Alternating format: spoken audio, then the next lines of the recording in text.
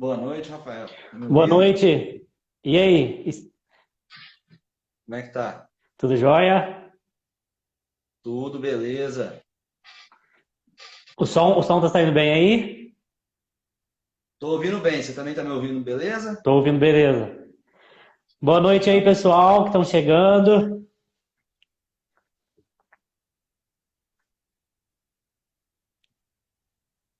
Boa noite.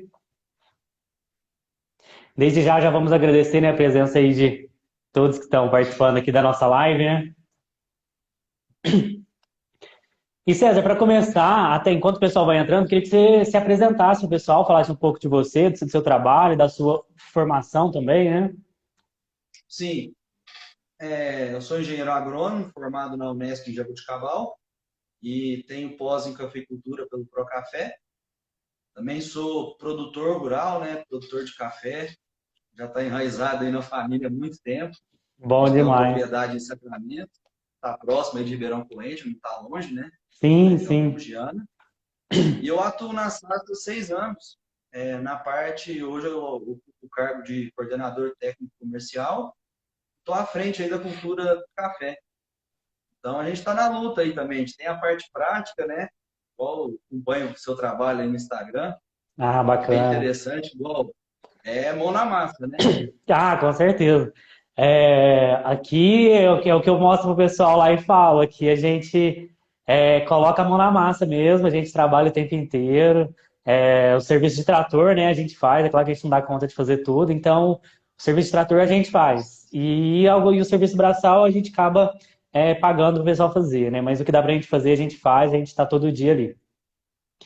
Bom, desde já, vamos falar pro pessoal também sobre o webinar, né, da semana que vem. Você quer falar sobre isso?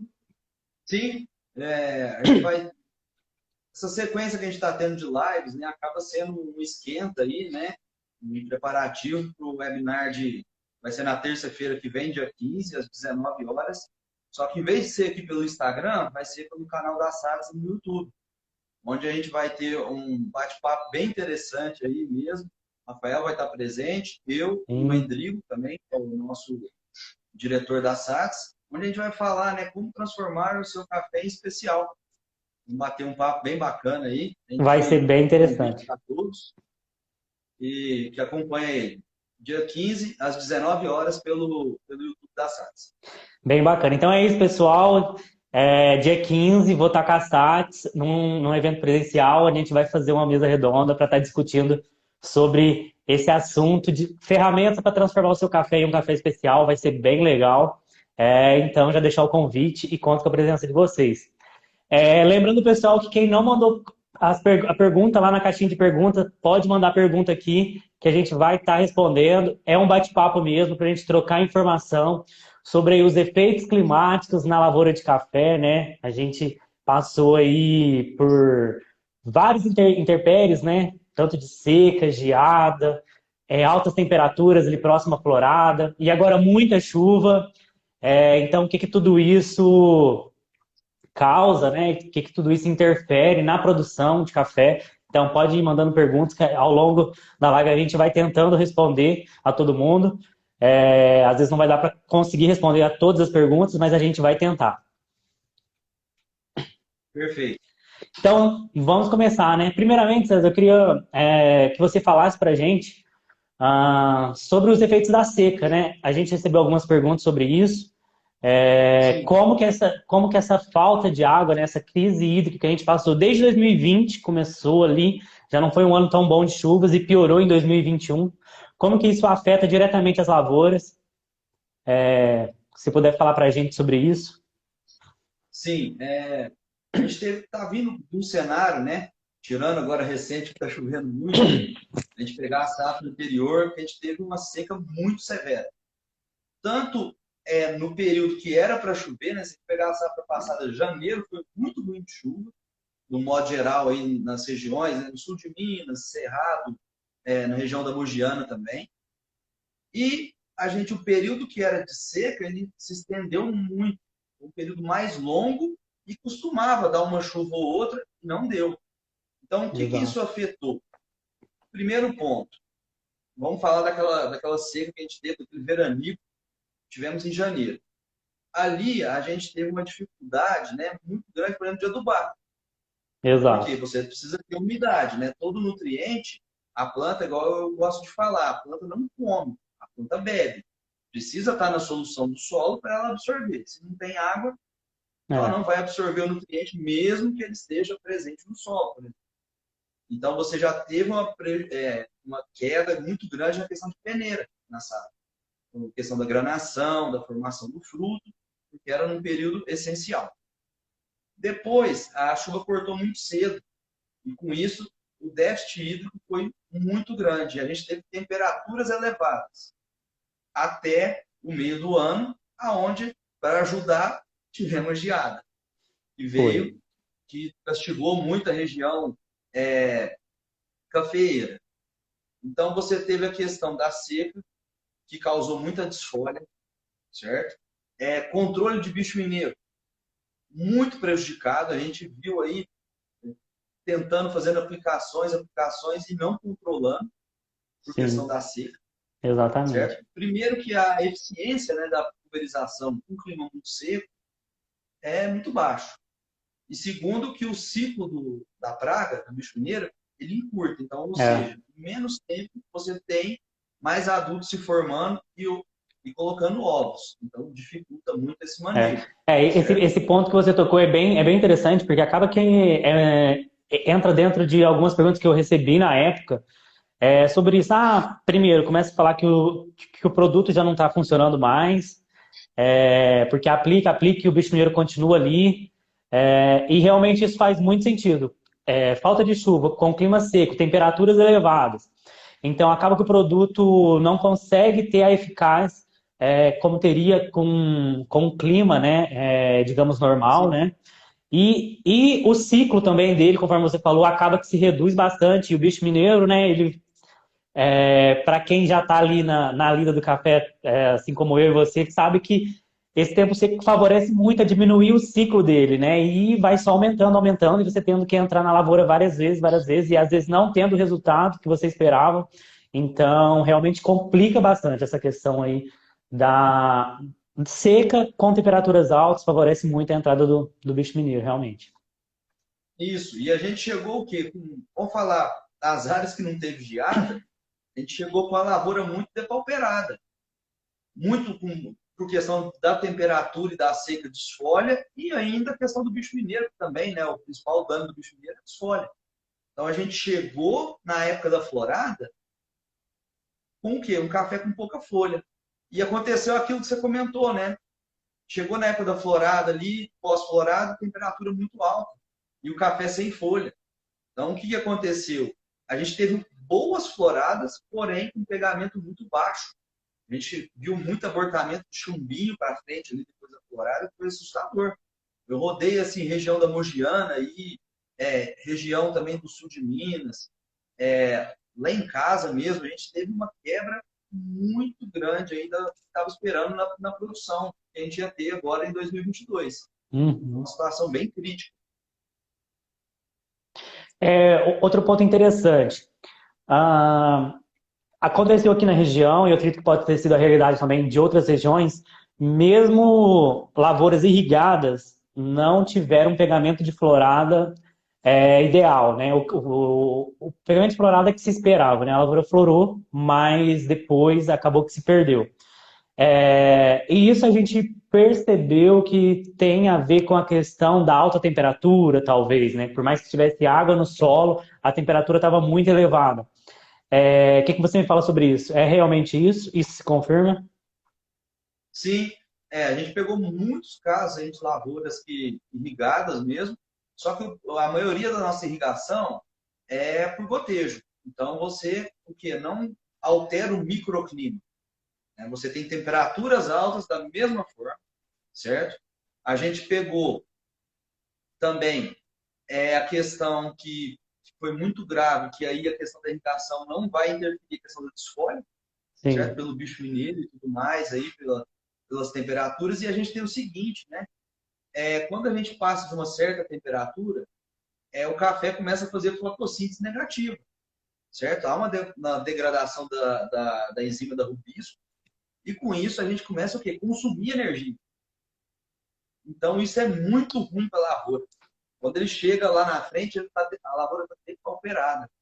Principalmente que o que? Faltou chuva em janeiro, então eu sei de vários produtores que ficaram com adubo guardado no barracão, porque não Sim, conseguiram fazer uma adubação.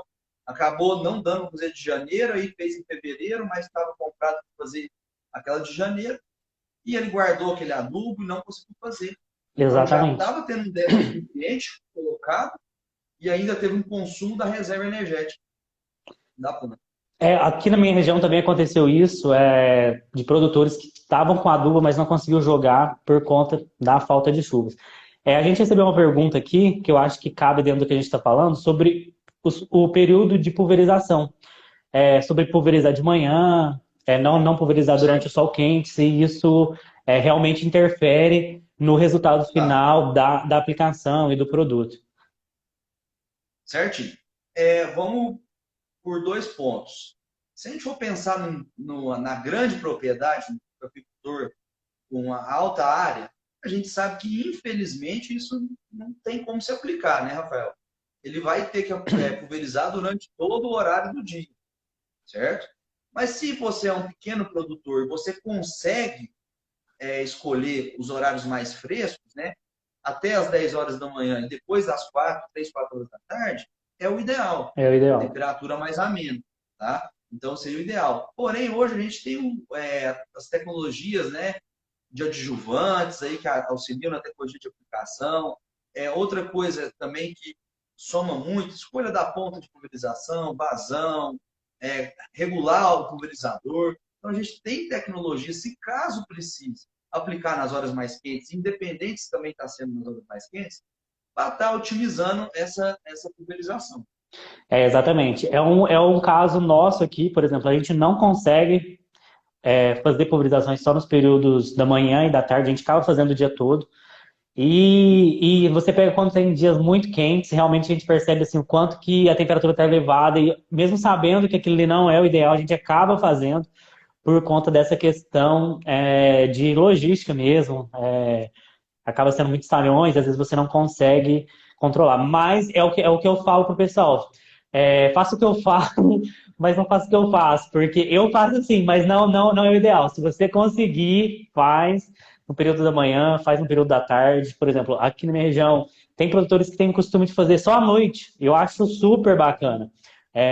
Quem consegue, porque realmente o resultado é excelente. Você pega ali, no período da noite é sempre um clima mais fresco, mais ameno, sem vento.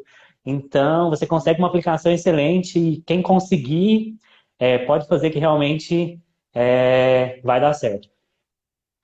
Bom, eu queria falar agora. Uma, Ah, pode falar. Só um complemento dessa pulverização à noite, eu lembrei de uma coisa. Ah, Se você tiver com um problema sério de bicho mineiro, principalmente mariposa, certo? Adulto, se você conseguir pulverizar à noite, a eficiência é muito boa. Porque o exatamente. farol do trator chama elas para o meio da rua ali, tira Hum, elas do pé, você consegue um controle muito maior. olha aí Tá? que dica Uma dica aí bacana, para hein? quem conseguir isso. Uma dica super bacana. Não, realmente faz todo sentido. A gente recebeu algumas perguntas sobre geada. Por exemplo, se há possibilidade de geada esse ano, e também como conduzir lavouras que passaram por geada, o trato é o mesmo. Estava pensando em entrar nesse assunto, porque foi algo que aconteceu com muitos produtores. Aqui no Instagram mesmo eu recebi comentários e perguntas, pessoas, nossa, foi a primeira vez que eu fui atingido por geada, eu nunca tinha passado por isso, tô sem saber o que fazer. Então foi algo que realmente que esse ano veio mais forte. A gente aqui está há mais tempo na cafeicultura, já havia passado por esses problemas. Em 2019, 18, se eu não me engano, aqui na Alta Mogiana a gente já tinha sofrido também com geada, não foi tão intenso como essa, obviamente. Mas o que você deixa aí de dica para o pessoal que passou por geada? Certo. O primeiro ponto, por exemplo, a geada foi muito ampla mesmo. Regiões pegou mais, regiões pegou menos. Eu estava em patrocínio há 15 dias atrás, 55 mil hectares de café que tem em patrocínio, 22 mil foi atingido pela geada. Olha aí. Então é um problema que existe, foi significativo. A gente não tem como negligenciar isso. O que a gente tem que fazer com a geada? A geada, infelizmente, não tem muito o que se fazer. Tem que É, ter paciência, certo? Que já até passou esse período, mas é o que? Aconteceu a geada, não vai tomando atitude de já ir podando ou já ir cortando o café. Espera, espera, para ver aonde esse café vai vai brotar, o brotar. que realmente morreu, para daí a gente intervir. Vai ser só um decote, vai ter que esqueletar, vai ter que ser uma recepa ou vai ter que arrancar, para a gente Né? avaliar. Exatamente. Após isso, pode falar, pode completar. Não, eu recebi muita pergunta sobre esse tema nos dias ali que aquilo aconteceu e o café morreu, né? Caiu, foi secando as folhas. E aí eu corto, o que que eu faço? E eu falei exatamente, ó, espera, porque o café é uma planta espetacular. Morreu, você pensa que não, quando vem um broto ali, e você não precisa arrancar. Porque tem uma diferença muito grande entre arrancar e começar de novo e só cortar. Isso, Ter que arrancar uma lavoura é algo muito complicado e que você joga o custo lá para cima, pelo tempo que você vai gastar para se formar aquela lavoura novamente, enquanto um broto ele vem muito mais rápido. Então, as pessoas, eu falei, ó, não se desespere, vamos esperar, ver o que, que vai acontecer, aonde vai brotar, e foi o que a gente foi vendo. Aqui com a gente mesmo, a gente também pegou geada, e lugares que tinha secado, o broto veio embaixo ali, e a gente só recepou, a gente não precisou arrancar nada de fato. Então, agora, em relação ao manejo, eu recebi algumas perguntas nesse sentido assim, mas o adubo está muito caro, eu posso jogar menos adubo, talhões sim, que foram atingidos com geada, agora eu preciso recuperar, estou sem sim. caixa para isso. Fala pra gente um pouco sobre isso. Sim, a gente tem que tratar a lavoura da geada conforme o manejo que a gente fez. Por exemplo, se você esqueletou, vamos tratar ela como uma lavoura esqueletada, certo? Que, consequentemente, você consegue reduzir o adubo, porque ela não vai ter carga, né? Aquela lavoura atingida, você não vai ter carga. Mas você tem que tratá-la como uma lavoura podada, uma esqueletada. Uma recepa. Como no seu caso, você cortou embaixo. Você não vai tratar ela igual ela estava antes, com carga, uma lavoura adulta, né? Exato. Você vai tratá-la igual uma recepa. Outro ponto que é importante não precipitar na decisão de podar, eu já vi casos onde o produtor veio desesperado, já podando, e veio uma outra geada na frente, Exato. e depois matou o pé, porque estava sem a proteção. Então, é outro ponto para salientar aí, para o pessoal não apavorar, tem que esperar. Mas sobre o trato, a sugestão que eu dou faça ele de acordo com o manejo que você decidiu. Se foi esqueletou, se só decultou, se teve que realmente fazer uma poda mais drástica em recepa, né? Exatamente. Não, o que você falou tá certinho. Porque essa questão de você cortar e depois vir outra geada e queimar mais aquilo ali, sei lá. Pensa o trabalho que você jogou fora, o desperdício de tempo e óleo, enfim, que você teve. Então, a questão é esperar. Voltando no assunto da seca, a gente recebeu uma pergunta interessante aqui. Existem variedades que são mais resistentes à falta de água? Sim. A gente não tem nenhum trabalho ainda concluído aonde se avalia lâmina de água para variedade. A gente tem o quê? Na prática, de Entendi. enxergar variedades que dependem mais da água e variedades que toleram mais. Tem pesquisadores já fazendo esse trabalho, já está em andamento, mas como a gente sabe, né? Na cafeicultura você não consegue em um ano só concluir um trabalho. É muito demorado o processo, né? Exatamente. Mas o que é na preliminar desses trabalhos mostram? Por exemplo, o arara, que é uma variedade que está em alta. O arara depende muito de água. Hum, Tá? O arara é um café que precisa de água e nutriente. É altamente produtivo, peneira boa, mas a gente já sabe que ele precisa ser bem tratado. O asa branca, que é uma variedade mais nova, já se tem visto que ele é muito tolerante à seca. olha aí. Então já fica aí uma dica para o pessoal experimentar, ver como adapta na sua região aí. O asa branca vem mostrando que precisa de menos água no desenvolvimento, ele sente menos a seca. Até eu plantei lá em casa e eu fiz um experimento, eu coloquei uma rua de arara e uma de PR100. E ele estava agora, estava com 1 ano e meio. realmente a diferença que passou por essa seca agora, realmente você via a diferença dele pro o Arara, que estava do lado, Do lado. mesma área. Então, lá é sequeiro, tá? A propriedade Uhum. nossa é sequeiro, e deu para notar a diferença. Então, assim, é o quê? Na prática mesmo do que a gente vê. Pesquisa fechada, formada mesmo, científica, eu acredito que aí no prazo de uns 2 anos aí a gente deve estar saindo com alguma coisa. Eu entendi. Aqui a gente tem o IPR-100, a gente plantou por conta de nematóides, né? Um talhão pequeno até, Sim, inclusive. E a gente percebeu assim que ele tem assim comparando com o Catuai, ele tá uma lavoura nova ainda, né? Então também sim. tem esse porém. Ele está indo para a segunda colheita agora, não deu nada por conta da falta de água. Ele acabou que ele sentiu bastante. Mas por exemplo, no ano anterior, que era o ano de primeira safra, a gente percebeu que ele tinha saído um pouco melhor do que os Catuais que a gente tinha. Então a gente pensou, parece que ele vai sair melhor. Mas é igual você falou, é detalhes que a gente percebe, assim, não tem nada concreto, assim, também, né? Agora a gente... Sim, não, e o PR100 é muito rigoroso mesmo. É muito Então, rigoroso. tem uma pergunta interessante que a gente recebeu também, é em relação a quanto que a crise hídrica afeta. Até quando a crise hídrica afeta? Por exemplo, a gente passou por 2020, 2021 e entramos agora em 2022 com uma chuva legal. Tá, mas para 2022, ok, a gente já está sentindo, o café não teve um pegamento legal. E para 2023, essa crise que a gente teve em 2021 ainda vai afetar 2023? Olha, eu falo que é muito pouco, tá? Por quê? A gente perdeu a florada, uma grande parte da florada aí de 2022. Você falou, isso aí a gente não muda. A gente não consegue pegar lá e colar mais café no pé para substituir, não tem jeito. Porém, está chovendo muito agora. Então, questão da seca afetar 2023, eu acredito que as lavouras vão estar recuperadas, porque o crescimento para 2023 está sendo agora. A minha preocupação já não é a seca, é difícil ser produtor, é o excesso de chuva. Excesso de chuva, que Por a questão gente vai de. entrar nesse assunto daqui a pouco, hein? Né, porque é complicado, parece que a gente é chato, né? Porque Né? não choveu, a gente reclama, e chove demais, a gente fica falando que é difícil. Mas mais para frente a gente comenta o que seria essa questão, né? Mas da seca eu posso te falar que eu não vejo problema para 2023 dessa seca que passou, né?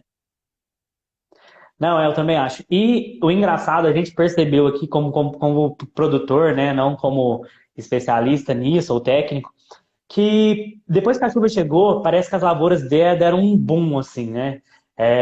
A gente aqui como produtor, né? Tô falando aqui meu pai, a gente analisou da seguinte forma: parece que tinha muito nutriente ali no solo que não tinha sido absorvido ainda e que depois que começou a chover, a planta começou a absorver esses nutrientes e foi assim um estouro. Lavouras tão lindas, eu cheguei a mostrar algumas não, uma lavoura em especial que a gente tinha já planejado de arrancar ela depois dessa safra e a gente desistiu do tanto que a lavoura enfolhou, do tanto que a lavoura tá bonita e com o preço de café tá, né? E a gente sabe, Sim. é melhor aproveitar ainda o que ela ainda dá para produzir e jogar essa renovação mais para frente. Então, eu também acho que para 2023 isso não vai afetar, até porque a lavoura está vegetando bem, está crescendo, está criando ali internólios, né, para que venha a florada ali depois. Então, eu também não acredito nisso.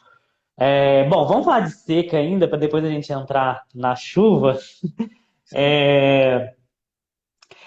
Bom, a gente já falou sobre o bicho mineiro, mas a gente sabe quais doenças a gente está mais suscetíveis com o período seco. Seria somente o bicho Certo. mineiro? Ácaro, por exemplo. É excesso É, de água ou seca também prejudica, por exemplo? sim. Questão de praga, quase podemos falar que todas aumentam por questão da seca e temperatura alta, né? Se a gente pegar aí, por exemplo, bicho mineiro, ácaro, né? O ácaro vermelho, agora o ácaro Isso. da leprose já é um pouquinho diferente, né? Que é o É. ácaro não é da leprose, é o ácaro da mancha anular, né? Que é que a gente tem no café aí que está difundindo cada vez mais em toda a região que está presente. Ele já é um pouco ao contrário, né? Ele não gosta muito de calor, não gosta de luz, ele fica mais escondido, né? No meio da planta. Então, Opa, pera aí um ele é um pouquinho pouquinho diferente. Espera aí, só um segundinho aqui. Foi. Deixa aqui mesmo. Aí, Tá me atrapalhando ver as perguntas aqui. não, tranquilo. Então, Vai. assim, a maior assim, questão que eu vejo também no período seco é aquilo que a gente falou, né? É difícil você conseguir um bom manejo, uma boa aplicação, ter uma boa eficiência É, dos produtos, né? acaba que é a eficiência que prejudica mais, né? Sim. Aí já pelo contrário, as doenças são bem mais tranquilas, as doenças, né? Você pegar a questão da seca prejudica, né, o crescimento de doença, mas de praga já é o contrário, É o já vai contrário. aumentar. É. Bom, vamos falar da chuva então. O quanto a chuva prejudica? De que forma que a chuva prejudica, né? Sim. É aquilo que eu falo, né? Eu até brinco, falo com meu pai, né? Não vamos reclamar que está chovendo, estava precisando, a gente estava com questão hídrica, dos rios, tudo estava muito crítico, né? A Exatamente. gente estava quase faltando água lá na fazenda, água para serventia mesmo, sabe? Para as casas, para a pulverização, porque estava muito crítico. Então eu falei, não vamos hora nenhuma reclamar de Ah, chuva. é. Deixa chover, deixa aumentar as águas, né? Depois a gente vai se virando, né? A gente vai se virando nos 30. Mas Exato. vamos falar que o excesso de chuva, que é o que a gente está tendo, né, prejudica. Primeiro ponto, você tem baixa luminosidade. Então, Sim. está muitos dias chovendo. O que acontece? A planta não vai também realizar a fotossíntese, ela precisa de luz. Exato. Segundo, atrapalha nas operações, né? Sim. Você não consegue, às vezes, adubar, dependendo principalmente se for mecanizado, mas for um pouco escorrido. O trator escorrega, você não Escorrega. consegue entrar no implemento, né? Tudo mais. Roçadeira escorrega Pulverizar, então, bastante. né? Pulverizar, você não consegue. Você É, fica lá, vamos falar, mais com o tanque parado cheio do que pulverizando, né? eu mesmo tô, para quem me acompanha ali nos stories, tá vendo o meu dilema ali. Eu comecei a entrar com veneno de ferrugem, veio a chuva, parei, falei assim, quer saber, eu vou fazer inseticida de solo, que também já tá ali para fazer. Aí parou a chuva, eu falei assim, não, quer saber, eu vou voltar a fazer para ferrugem, porque realmente eu tô no time aqui, 60 dias já deu, eu preciso entrar com a ferrugem. E não consigo. Eu tô aqui nesse dilema. Sim, Porque você fica só olhando para cima, acaba que vai entrar numa pergunta que eu também quero fazer, que é sobre tempo, né? Que eu acabei recebendo muito essa pergunta sobre tempo de pulverização e chuva, também questão de produto ficar em tanque, como que funciona isso. Vamos falar sobre isso também. Então, sim, realmente prejudica o manejo em si, né? Também prejudica bastante. E sem falar também, por exemplo, hoje, essa noite, na verdade, nós passamos aqui por um problema, eu acabei não falando sobre isso, que meu pai me contou agora à tarde, eu não estava lá. Lá no nosso plantio choveu 95 milímetros essa noite. E acabou que arrancou muda, abriu buraco, enfim, chuva pesada, pesada mesmo, então acaba fazendo alguns estragos. Mas, conforme você falou, sim, a gente não está reclamando dela cair, né? mas acaba que, de certa forma, atrapalha em algum sentido. Sim, você pega também mato, manejo Ah, de mato, né?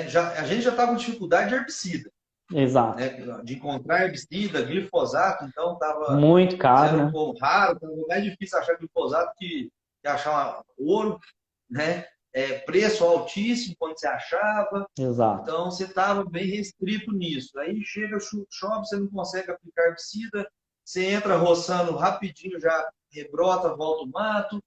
Então, essa é mais uma dificuldade.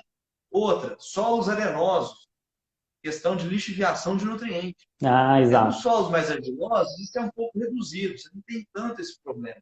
Mas realidades aí de quem tem solos mais arenosos, você teve uma perca muito grande de várias adubações, às vezes você conseguiu fazer.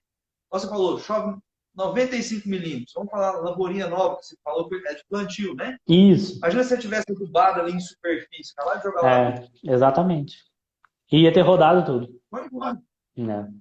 E o adubo preço que tá, né? Nossa, não pode desperdiçar de jeito nenhum. Ó, uma pergunta que a gente recebeu aqui, e eu venho recebendo aqui nos últimos dias, é que em algumas regiões está tendo muita pressão de foma.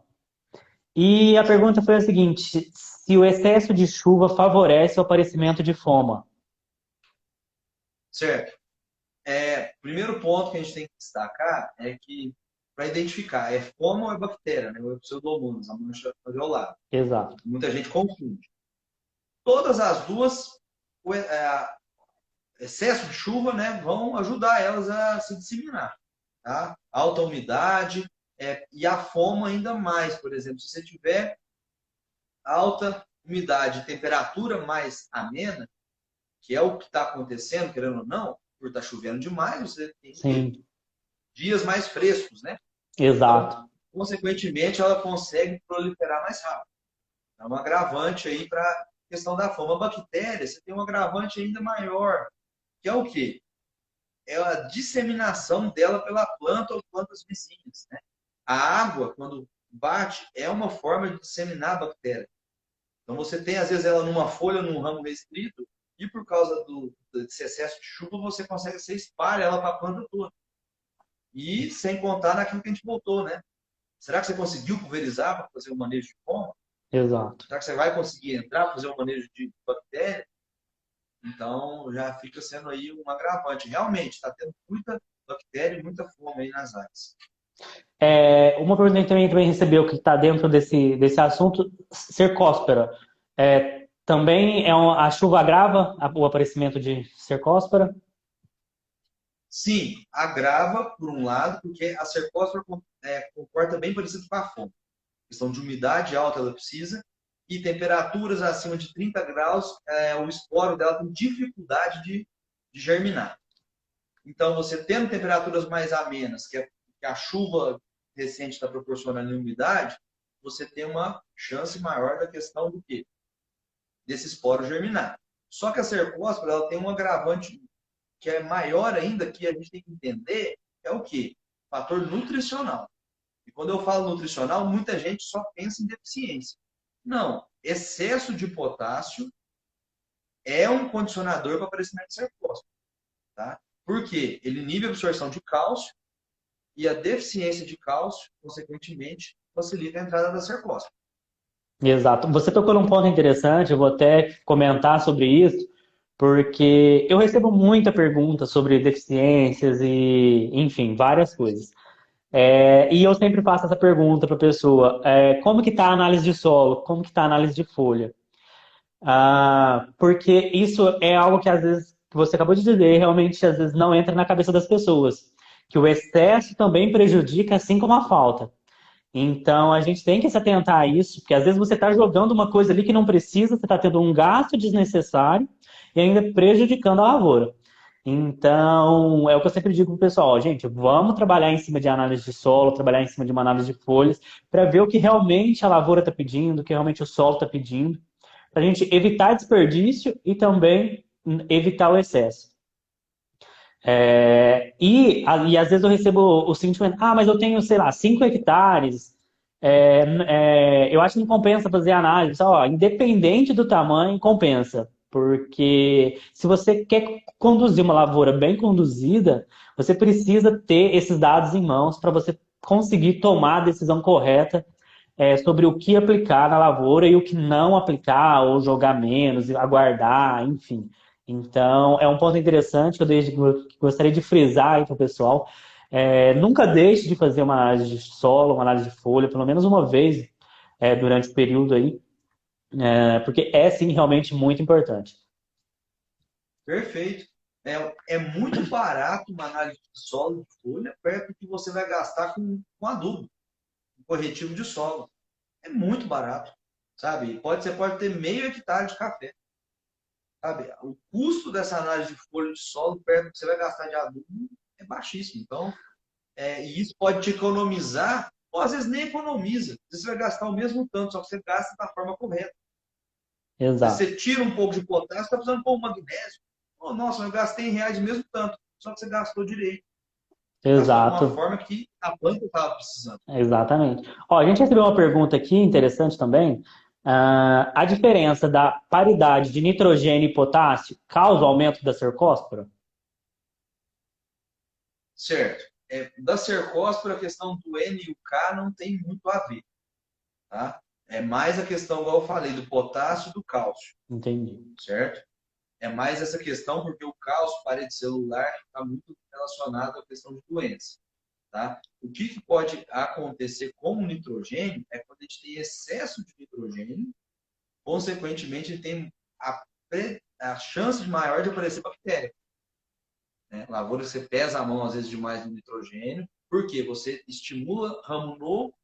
Quanto mais ramo novo tiver, né, mais terra é a folha, mais fácil é da pseudomonas, né, tá entrando. Então, da cercospora é mais a relação do quê? Do potássio com cálcio.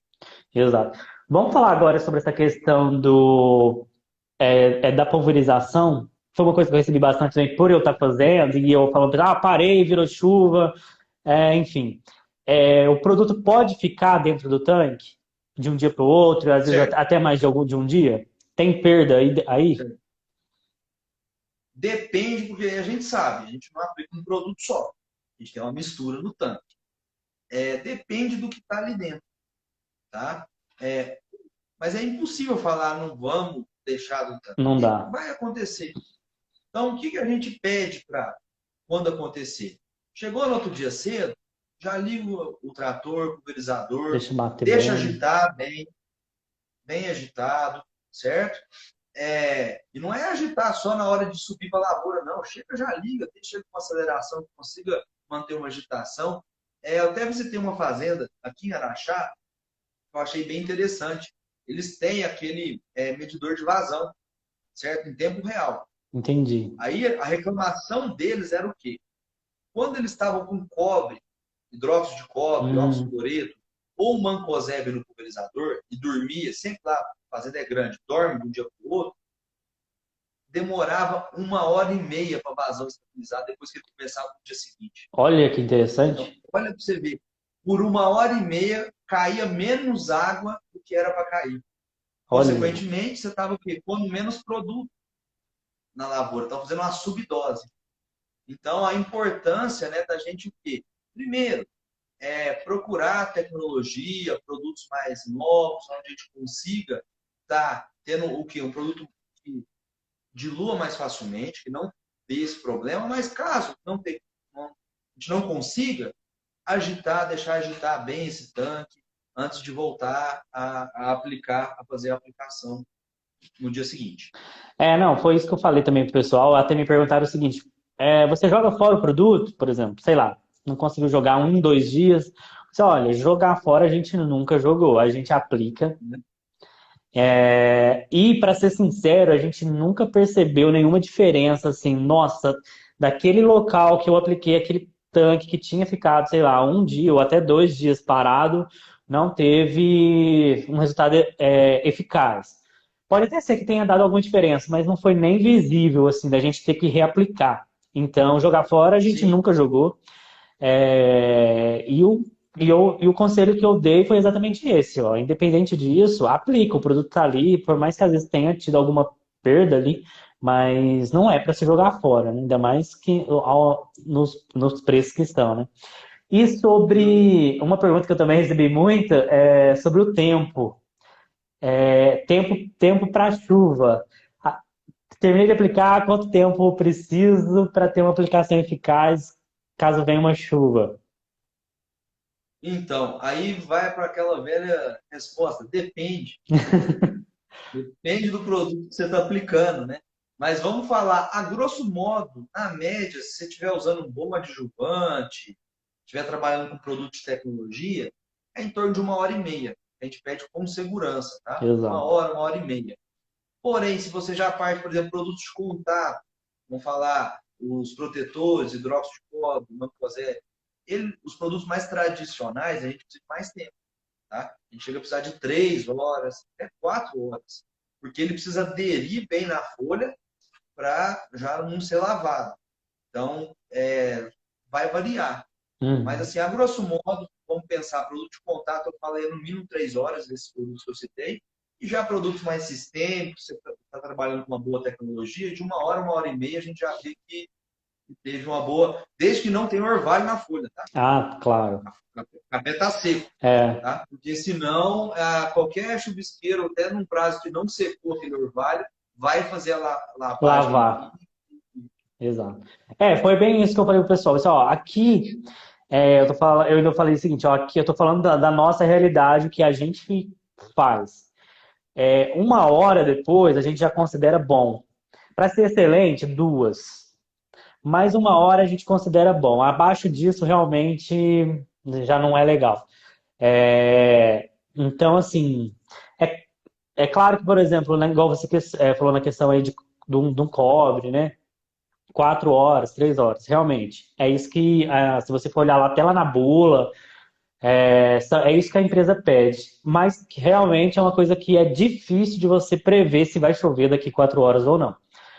A não ser que você esteja aí num período de realmente sem previsão nenhuma de chuva, aí realmente você consegue. Isso. Mas nesse período que nós estamos passando agora, por exemplo, eu acabei de terminar uma pulverização que ia cobre e manzate, enfim. É realmente muito complicado você prever se vai chover ou não. Então acaba que você fica meio refém ali dessa situação. Você corre o risco, né, Roberto? Você corre o risco. E o bom desses produtos de contato, principalmente o cobre, é que ele marca muito bem a folha. Então você Ah, consegue exato. comparar. É, Vai lá, entra na área que choveu daqui 2 horas, depois que já parou a chuva, vê. A folha está colorida ali pelo produto, igual uma outra área que já estava 4, 5 horas de prazo para poder de aplicar para chover, você consegue comparar. E se por um acaso precisar reaplicar, você também não precisa reaplicar a dose cheia, se você viu que tem um pouco de produto lá. Você faz uma meia dose, vê, dá para. isso. Tudo isso, gente, está falando na prática. Por quê? É, Não adianta a gente falar, não, aplica a dose cheia de novo. Gente, é um custo. é. Vamos olhar, vamos observar cada um na sua propriedade, na sua realidade, né? Para estar o quê? Otimizando todos esses gastos. Exato. Ó, a gente tem uma pergunta aqui, acho interessante você responder. É uma pergunta também que eu costumo receber bastante, porque eu bato muito em cima dessa tecla da análise. Quanto tempo depois de uma adubação e uma pulverização eu devo esperar para retirar a análise de folhas? Tá. A análise de folha, a questão de adubação, ela não vai interferir muito, tá? Agora, a pulverização que a gente tem que ficar esperto, principalmente se a gente fez o quê? Nutriente nessa pulverização, tá? Eu peço aí em torno aí de 30 dias, tá? É o ideal. Só que tem outros pontos que a gente tem que, às vezes, até mais do que isso, nos atentarmos à questão da coleta da análise de folha. Primeiro ponto, se a gente pegar, por que a gente coleta o terceiro e o quarto par de folha? Porque é uma média de todos os nutrientes, vamos falar. O terceiro e o quarto par de folha, ele não é o melhor, mas ele é na A média, média, ele acaba sendo exato. o que melhor É, se expressa, certo? Por quê? Se a gente fosse pensar para nutriente imóvel, o certo seria o quê? Pegar a folha nova. A gente ia ter o que está acontecendo naquele momento. naquele momento. Nutrientes, já que são móveis na planta, era pegar a folha mais velha. Porque você saberia o que está acontecendo naquele momento. Porque ele translocou para as mais novas. Ele redistribuiu para as mais novas. A gente trabalha com a média. Então a gente tem que ter essa consciência. Outro ponto. Por exemplo, eu coletei a análise de folha. Choveu, há quantos dias está chovendo, não está? Isso interfere também na interpretação. Não que você Entendi, não possa coletar, mas você tem que saber. O potássio, se você vir com muita chuva, você vai ver que o potássio está baixo. entendi, Por quê? O potássio é um nutriente livre, ele está 100% livre, ele não está compondo nenhuma estrutura da planta. Então, ele, pela chuva, ele é lavado da folha. Então, entendi. consequentemente, ele vai dar mais baixo, mas você já está sabendo. Então, é tentar isso. E aplicação, por exemplo, apliquei um boro. Aí eu vou passar uma semana, vou coletar a folha. Você aplicou ele foliar. Você vai ter que ter a consciência que aquele boro, pelo menos, não vai estar a real situação da planta, né? Ele vai estar superestimado.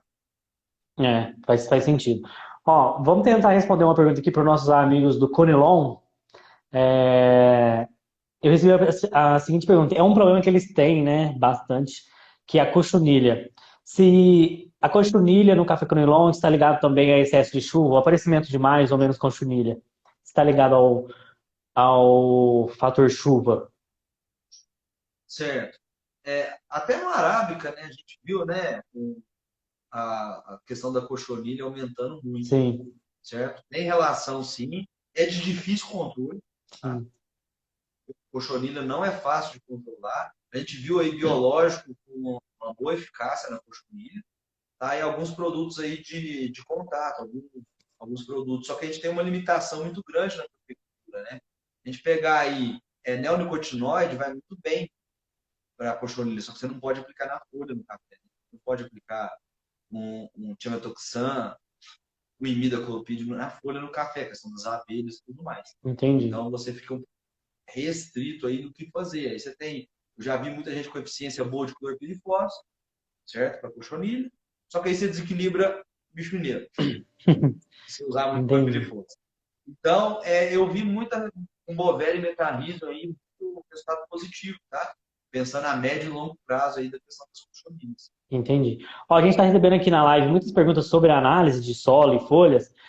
Perguntaram sobre a melhor época para se fazer análise de solo. Aqui, na nossa realidade, a gente considera a melhor época pós-colheita, ali no período depois de pós-colheita, onde você já precisa pensar numa calagem e tudo mais. Então, a gente faz essa análise de solo ou ali no começo da colheita, às vezes a gente está mais folgado, às vezes a gente já faz essa análise de solo, ou então assim que terminou a colheita, é um período também que às vezes a gente está mais tranquilo, a gente já vai, já retira essa terra, faz essa análise, já pensando também na calagem.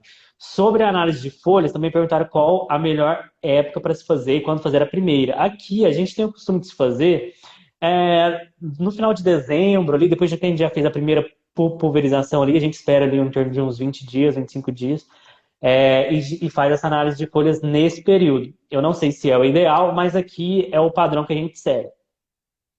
Sim, é isso mesmo. Vamos pegar o de solo, é isso.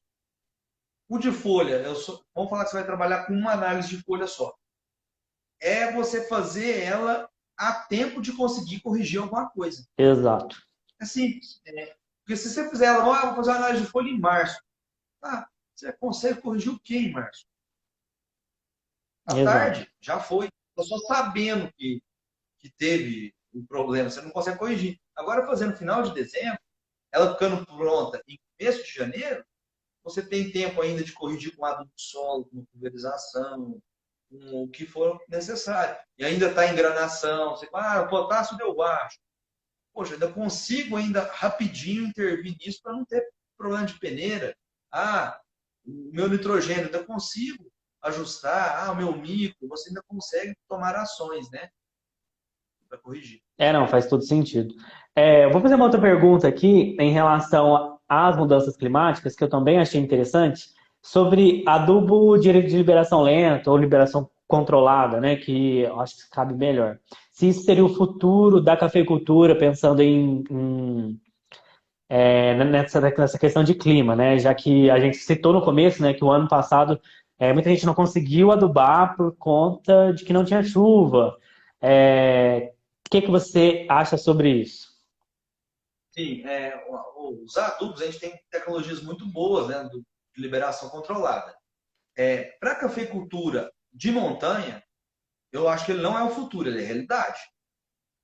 O pessoal que aduba na mão, Né? precisa de ser na mão. Gente, você poder fazer uma adubação só e ter eficiência de como se você estivesse parcelando em 3, 4 adubações, o custo da mão de obra, o seu custo, já vai ser fantástico, sem contar que você vai ter uma eficiência muito maior desse adubo. Primeiro ponto. Agora vamos passar para a parte mecanizada. O adubo de liberação controlada, gente, é a mesma coisa. Se não tiver água, ele não Ele não funciona. vai liberar, né? Só não perdeu. Ele só não perdeu, mas ele também não vai funcionar. É, Ele não vai liberar nutriente. é o que eu penso Então, também. você fica limitado da mesma forma, É, nesse ponto. Porém, você não perdeu ele. ele tá Então, lá, né? ele está lá. Como também, se você tivesse jogado um nitrato, ele não iria perder.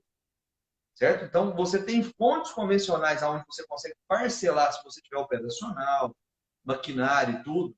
Você tem as fontes convencionais parceladas, certo? Vão ter uma boa eficiência também em relação à liberação controlada. O que a liberação controlada te dá é o quê? Praticidade. Claro. É você, em vez de fazer 4, 5 adubações, você vai ali e faz 2 nas áreas mecanizadas. Então, te dá praticidade, dá tranquilidade. Né? Por exemplo, eu dou algumas consultorias onde eu percebi. Porque lá em casa a gente consegue fazer 4, 5 adubações, faz certinho, os convencionais. Tem produtor que ele faz 3, no máximo, ele mexe com outra coisa, ele tem área de cereais, ele trabalha para o outro lado, aí ele para fazer 4 adubações, uma fica faltando porque não deu tempo.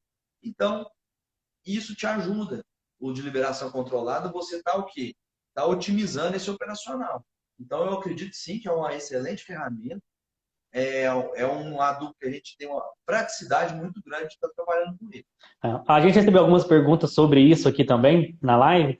Se com esse excesso de chuva ele termina o efeito mais rápido dele? Olha, a liberação dos adubos controlados, né, é o quê? X milímetros para ir liberando ele. Consequentemente, sim. Se você teve muita chuva, ele vai liberar mais rápido. Se teve menos chuva, ele libera mais lento. Só que é infinitamente superior a qualidade deles em relação a esse excesso de chuva ao um adubo convencional, né? Como eu disse, o nitrato não perde por seco. Porém, com esse tanto de chuva, você ia ter perdido muito desse nitrato por lixiviação, por disponibilização muito rápida dele.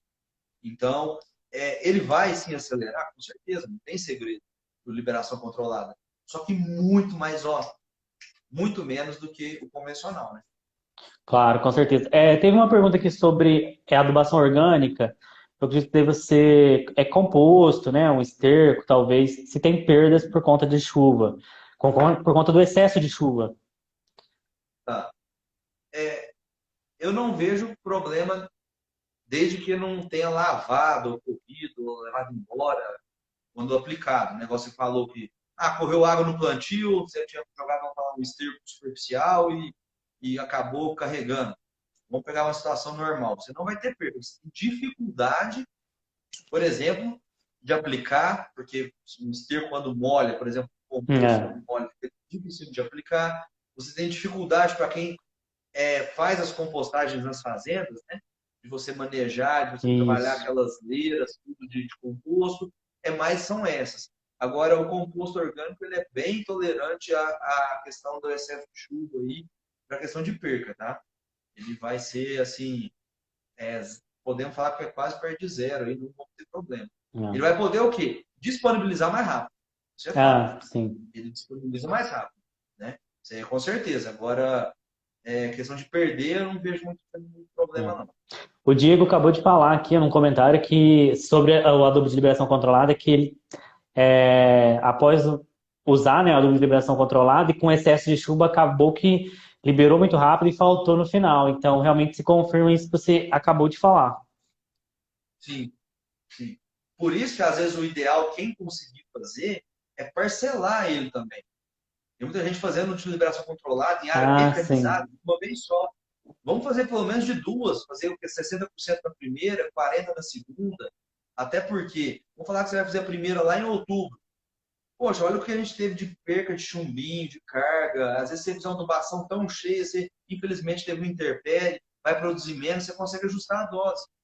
E outra coisa, ou se não apareceu muito café, poxa, você já tem como reajustar também essa dose e tal, já estava esperando. Então, é uma dica que eu dou aí, é pelo menos fazer em duas, para a gente ver aí até a condição climática da lavoura, se a gente precisa aumentar um pouco ou não, nessa segunda aplicação Certo. de liberação controlada. Tem uma pergunta aqui sobre a adubação organomineral. Não sei se você quer falar sobre esse assunto. A pergunta é o seguinte: o que você fala da turma que recomenda o organomineral em uma única aplicação para café de montanha? Então, é aquilo que eu falo, né? Café de montanha é aquilo que eu ainda tento entender, porque na É mão de obra é realmente muito difícil. caro. Só que a questão do orgânico mineral, a gente tem muitos orgânicos minerais no mercado. Tem produto bom e tem produto que não é tão bom. Então, primeira coisa é trabalhar com de qualidade. Então, procura, pesquisa, vê, vai atrás. Trabalhar com de qualidade, a gente tem que ter consciência. Por exemplo, aquelas reduções de ponto de N, de ponto de potássio que eles fazem, eu acho que a gente tem que ser um pouco crítico, tá? Porque será que eu perco muito nitrogênio parcelando, tendo adubações parceladas, por exemplo, com nitrato, uma boa fonte? Certo? Será que eu tenho? Perca de potássio, então, um solo argiloso, será que eu tenho mesmo?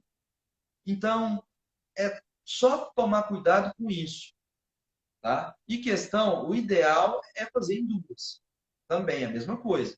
No de montanha, você cai um pouco naquela dificuldade da mão de obra. Então, é uma Sim, situação delicada. Mas, lógico, se conseguir fazer em duas, é o ideal, não tem nem o que pensar. claro. Mas o principal é dose, redução de custo, né, cara?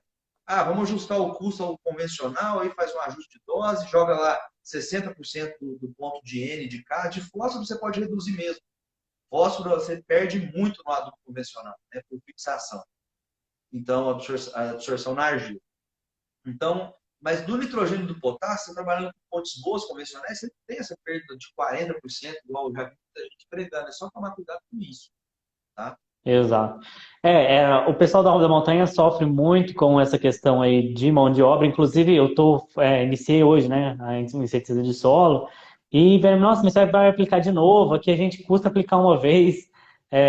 Eu falei assim, realmente, assim, eu nem sabia, na verdade, né? Mas é, a questão da mão de obra para eles é muito complicada e são realidades realmente diferentes. Para a gente aqui acaba que não é um empecilho, né? Então a gente faz, mas acaba tendo que se adaptar os manejos, né, de acordo com cada região.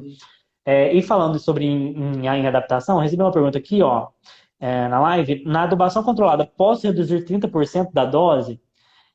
Eu acho que seria só se você quisesse reduzir custo, mas pensando em eficiência, né, em resultado, acredito que não, né? Então, é aquilo que eu falo.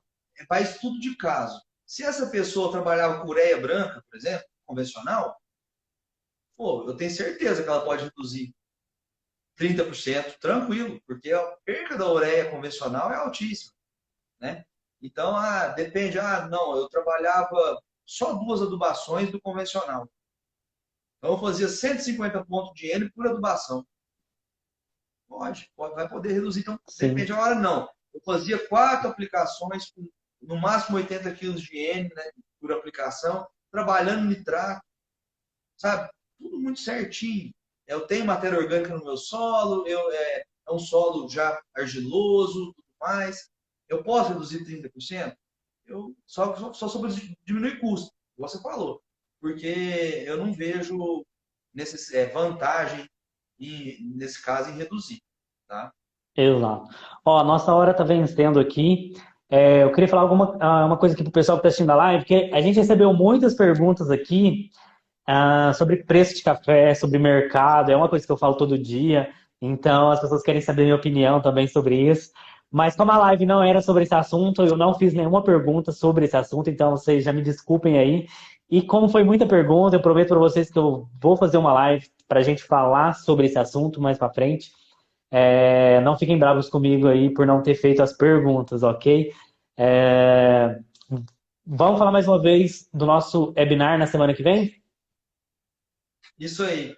Mais uma vez agradecer, né, a presença de todos, agradecer você, Rafael, acho que foi muito produtivo aí, tá? Claro, Muito obrigado. imagina, eu que E agradeço. convidar, né? Semana que vem a gente está junto aí com o webinar, né? Que vai ser Sim, uma live que a gente vai fazer pelo YouTube. Então, dia 15, às 19 horas, a gente conta com a presença de vocês, convidem aí o pessoal da cafeicultura. Eu acho que quanto mais informação a gente disseminar, mais a gente está fazendo pela cafeicultura e, consequentemente, mais a gente está fazendo pelo nosso país, que é um país o quê? Que está enraizada a cafeicultura, né? O com café tem uma certeza. importância não só econômica, mas social, né? A gente vê quantas pessoas não Que dependem, dependem disso. tanto que o café movimenta, né, a economia, sustenta muitas famílias aí. Então, fica o convite a todos vocês aí. Aguardo vocês aí na live, aí no webinar, dia 15 às 19 horas, pelo YouTube da Sagres. Pessoal, e ó, e vai ser bem interessante. A gente vai falar sobre a questão de produção de cafés especiais, ferramentas que ajudam a você conseguir ter um café especial. É um assunto também bastante interessante que durante a colheita eu acabei recebendo muitas perguntas sobre isso. Mas por que que eu não consigo? Por que que eu não consigo? Variedade. Então, assim, tem muita questão aí também. Vai ser bem legal, vai ser pelo YouTube. Eu vou deixar um link mais para frente para vocês se inscreverem para o webinar. Então, fiquem ligados para vocês não perderem. Outra coisa que eu queria falar. Tá, que a gente está recebendo aqui várias e várias perguntas aqui agora no final da live. E se alguém quiser mandar, ou no meu direct, ou então para a Sats, a gente responde aí para vocês, tá? Não fiquem chateados por não responder. E só agradecer a vocês que participaram aqui com a gente, trocaram informações com a gente, foi com certeza bastante proveitoso. E mais uma vez agradecer a você, César, agradecer a Sats por essa oportunidade da gente estar tendo esse bate-papo, esclarecendo as dúvidas do pessoal. Eu acho que é sempre um aprendizado para todo mundo. Eu sempre digo isso para o pessoal, que eu aprendo muito com eles. Às vezes eles vêm me perguntar as coisas e eu acabo aprendendo algumas coisas com as próprias perguntas deles. Então, essa troca é muito importante, esse bate-papo é muito importante. A gente acaba crescendo muito, enriquecendo muito com essa troca de informações. Muito obrigado, hein? Obrigado a todos, pessoal. Então, até terça-feira que Até vem. terça-feira que vem, a gente se encontra no webinar para falarmos sobre cafés especiais, produção de cafés especiais, como a gente conseguir um café especial aí, tá certo? Forte abraço a todos vocês, pessoal. Muito obrigado, hein? Tchau, tchau. Tchau, Rafael. Tchau, tchau. Obrigado. Até mais.